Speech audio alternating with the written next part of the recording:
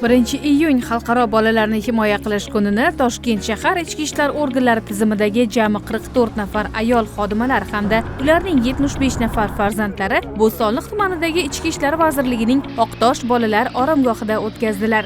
Sog'lom oila, sog'lom jamiyat shiori ostida sog'lom turmush tarzini keng targ'ib qilish, tizimda xizmat qilib kelayotgan xodimlarni ma'naviy rag'batlantirish maqsadida tashkil etilgan tadbirlar dastlab animatorlar ishtirokidagi shou dasturi bilan boshlandi.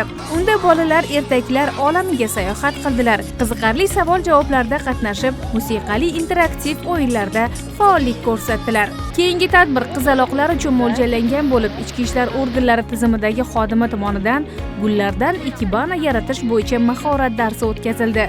O'ziga xos texnikalar asosida bir-biridan ajoyib guldastalar yasaldi hamda qizaloqlar ularni o'z onalariga taqdim etdilar.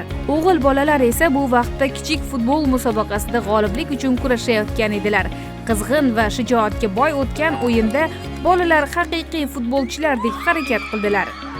Navbat shaxmat va shashka o'yinlariga. Aql gimnastikasi hisoblangan bu sport turlari ham ishtirokchilarni yaxshigina sinovdan o'tkazdi.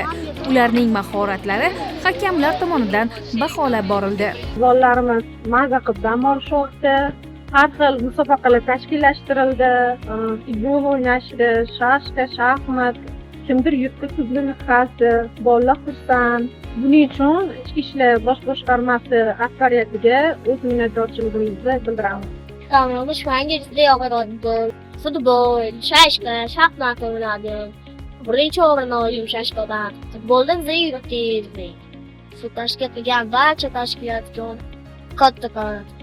Quvnoq startlari bu har bir inson uchun unutilmas bolalik xotiralarini qoldiruvchi, chaqqonlik va zukkolik talab qiluvchi beg'ubor musobaqa. Oromgohda ushbu musobaqani o'tkazishga barcha imkoniyatlar yaratilgan.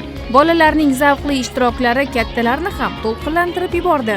Bir-biridan qiziqarli mashg'ulotlar bilan dam olish kunlari mazmunli va esda qolarli o'tdi deyish mumkin. Yakunda esa bayram munosabati bilan barcha bolajonlarga esdalik sovg'alari taqdim etildi.